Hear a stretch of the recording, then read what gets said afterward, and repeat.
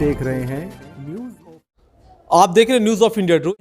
कि जिस तरह से बिहार के अंदर आपने देखा नीतीश कुमार यादव या फिर आपने देखा कि जितने भी वहां पर दिग्गज नेता हैं, लालू जी की बयानबाजी हुई, नीतीश जी की बयानबाजी हुई, वहां पर जो है तमाम उन दिग्गज नेताओं की, अन्य नेताओं की बयानबाजी आप देख रहे हैं लगातार मीडिया पे कि मैं अगर इसी के बारे में चर्चा करूं तो आपको विस्तार में काफ़ी कुछ बता सकता हूं। लेकिन आज हम इन तमाम चीज़ों से हटकर आपको एक नई जानकारी देने आपका हमारे न्यूज़ ऑफ इंडिया ट्रू में। सर, सबसे पहले हम जानना चाहेंगे कारी फैजुल साहब कि जो बिहार के चुनाव हैं उनमें आपने देखा कि नीतीश कुमार ने किस तरह से लालू जी के पर्सनल मैटर को अटैक करा कि उन्होंने जो है बेटियों के चक्कर में बेटा पैदा कर दिया, 7 बेटियों पे भरोसा नहीं। ये तमाम राजनीतिक स्टंट चल रहे हैं और ये हमेशा से हर जगह जब चुनाव की जो है ये महायुद्ध कहते हैं बिगुल बजता है तो उस वक्त इस तरह की बातों कहते हैं ना जंग में सब जायज़ वाली चीज़ें देखी जाती हैं कि कहाँ क्या उठापटक हो रही है। लेकिन सबसे अलग हटके जैसे कि आपकी एक छवि रही है, सर किसको सपोर्ट करना चाहेंगे बिहार के अंदर, क्योंकि हमने सुना है सूत्रों के अनुसार आप बिहार की तैयारी में जा रहे हैं, तो सर इसके विषय में बताएं। देखिए, मेरी हमेशा ये कोशिश रही है कि कोई भी नेता हो,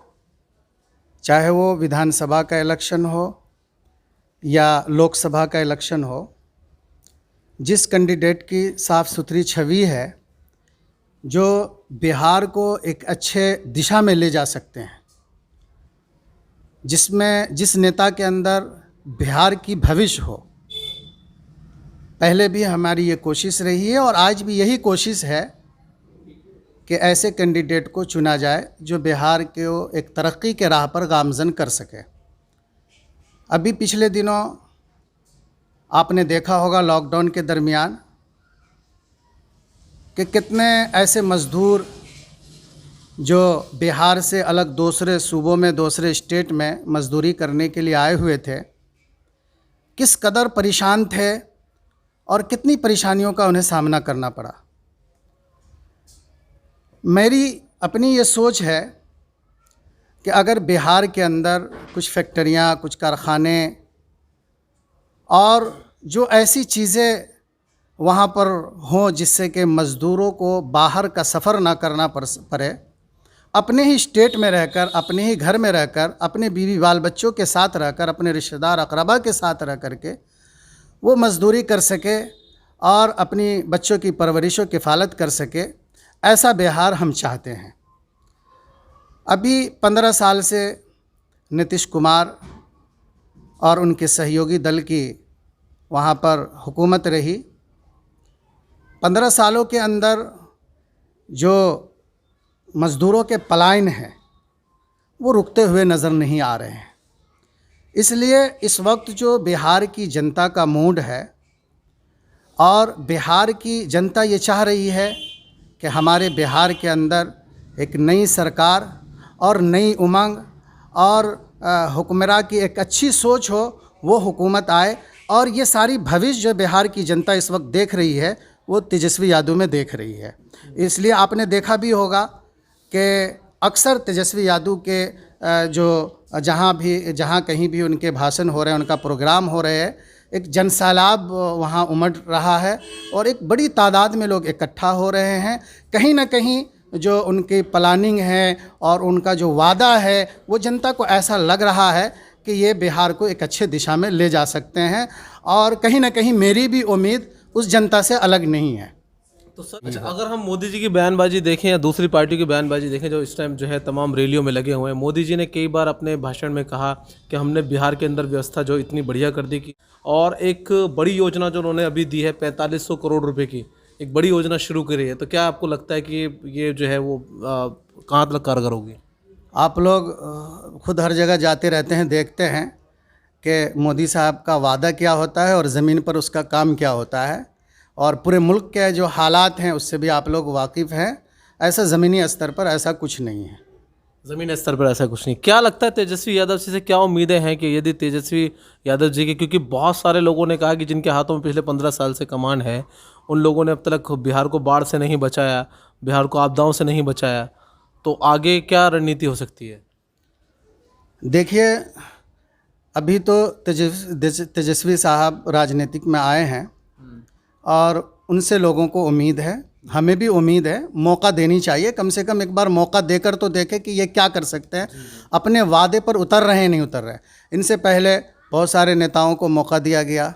लेकिन वो अपने वादे पर खड़े नहीं उतरे, तो कम से कम एक बार तेजस्वी यादव को मौका देना चाहिए। चलिए, इस तरह से आप आज हमें सूत्रों के हवाले से पता चला है कि आप बिहार की तैयारी में हैं जाने की, क्या आपकी सोच रहेगी सर? आज मेरी 3:20 की फ़्लाइट है, मैं इंशाअल्लाह ताला आज बिहार के लिए निकलूँगा। हमारा जो विधानसभा है वो 20वीं विधानसभा है, मधुबनी ज़िला में 20वीं विधानसभा। अच्छा, ये लगभग बिहार के आखिर में पड़ता है। हाँ हाँ, नेपाल करीब है, वहाँ से 30 किलोमीटर है। और 20वीं विधानसभा से आरजेडी से डॉक्टर फैयाज साहब हैं, जो 10 साल से विधायक हैं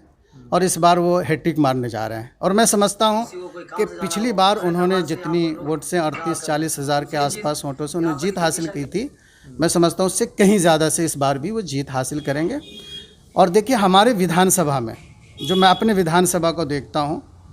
हमारे विधानसभा का ये हालात था, बहुत बुरे हालात थे। लोग, सड़कें ऐसी थी कि लोग मोटरसाइकिल से भी सही से नहीं गुज़र सकते थे। अगर किसी को कोई इमरजेंसी में किसी हॉस्पिटल में जाना है, कोई पैदाइश का वक्त हो, कोई महिला को ले जाना है हॉस्पिटल के लिए, तो कोई ऐसा रास्ता नहीं था जिससे कि वो हॉस्पिटल तक जा सकते थे। लेकिन फैयाज साहब ने इन 10 सालों में सड़कों का एक जाल बिछा दिया है, सड़कों का एक जाल बिछा दिया है और तकरीबन तमाम गांव के सड़कों को एक दूसरे से जोड़ दिया है पूरे विधानसभा के। कुछ सड़कें बाकी है इसलिए कि वक्त लगता है और बहुत सारी प्रक्रिया भी होती है सड़कों के अंदर, तो उन तमाम प्रक्रियाओं को पूरा किया जा रहा है। उम्मीद है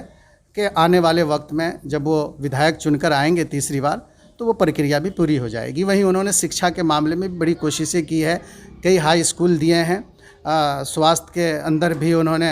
हॉस्पिटल वगैरह और दीगर चीज़ें जो होती हैं वो सारी चीज़ों का व्यवस्था अच्छा किया है। और ये बुनियादी चीज़ होती है किसी भी इलाके के विकास के लिए, सड़क, बिजली और मेडिकल, और फिर इसी तरीके से जो है और जो दीगर सहूलतें हैं, शिक्षा है, ये बुनियादी चीज़ है, ये 4 चीज़ है। तो इन बुनियादी चीज़ों पर उन्होंने काम किया है। अब उन्होंने अभी इस इलेक्शन में मैंने 1-2 इंटरव्यू उनका देखा, उनका जो फोकस है कि हमारा जो विधानसभा है वो अक्सर हर साल सैलाब के जद में आ जाता है। तो उन्होंने उन्होंने इस बार जो है एक मैप लाइन बनाया है कि अगर हम इस बार चुनकर आते हैं तो 20वीं विधानसभा को बाढ़ से निजात दिलाएंगे। ये बहुत बड़ा एजेंडा है और मैं समझता हूँ पूरे बिहार में इस तरह का रोड मैप शायद किसी विधायक ने किया हो। और एक अच्छे राजनेता है, साफ़ सुथरी राजनीति है, और ऐसी साफ़ सुथरी राजनीति शायद कि मैं किसी नेता के अंदर नहीं देखा हूँ अब तक। कारी साहब, क्योंकि अक्सर करके मैंने आपसे वही अभी सवाल किया था कि बिहार को लेके बाढ़ विपदा ही प्रमुख एजेंडा है लगभग सभी पार्टियों का, जिसके लिए 3 बड़ी नदियाँ जो बिहार से होकर गुजरती हैं उनके लिए 4500 करोड़ का जो है माननीय मोदी जी ने आह्वान कर दिया कि भाई हम शुरुआत करें। वो हो ना हो एक बात की बात है कहीं ना कहीं, लेकिन क्या आपको लग पाता है कि यही मुद्दा कहीं ना कहीं जो पिछले मैं समझता हूँ 3 या 4 जो पिछले चुनाव गुजरे हैं, लगभग इसी मुद्दे पर लोगों ने चुनाव लड़े हैं लेकिन ये मुद्दा हल नहीं हो पा रहा। आप जिस विधानसभा की बात कर रहे हैं, जिन विधायक की बात कर रहे हैं फैयाज साहब की, क्या आपको लगता है उनके ऊपर क्यों इतना भरोसा है कि वो इस मसले को हल करा पाएंगे? क्योंकि एक महज इलाके का विधायक और एक पूरे प्रदेश की समस्या बहुत बड़ी बात है। जो इनका पिछले दिनों का काम था 10 सालों का, उन्होंने जो जो वादे किए उन तमाम वादों को मैं समझ रहा हूँ 99% पूरा कर चुके हैं। अच्छा, इसलिए हमें उम्मीद है कि अब जो वादा कर रहे हैं वो उसे भी वो पूरा करेंगे। ठीक है, बहुत बहुत शुक्रिया। तो देखिए, हम आपको बता दें कि लगातार किसी को भी विधानसभा के अंदर चुना जाना ऐसे ही नहीं होता, क्योंकि आज जनता सब कुछ समझ चुकी है। आज जनता महज शराब में, महज खानों में, महज चंद रुपये में बिकने वाली नहीं है। अक्सर करके जनता इतनी त्राहिदी बर्दाश्त कर चुकी है कि कहीं ना कहीं अब एक सही रहबर को, सही नेता को चाहती है। देखने वाली बात यह हो कि विधानसभाएं और तमाम जितने विधानसभाओं में जितने चरणों के अंदर चुनाव होंगे, पहले चरण शुरू हो चुका है। आप लगातार हम उनकी अपडेटिंग आपको देते रहेंगे और उम्मीद करें कि पूरी कोशिश रहेगी हमारी कि हम बिहार से आपको काफ़ी जो जिस विधानसभा की बात करी फैयाज साहब की विधानसभा, जो नेपाल से लगभग 30 किलोमीटर पहले है, कोशिश करेंगे अगली अपडेटिंग आपको देते रहेंगे किस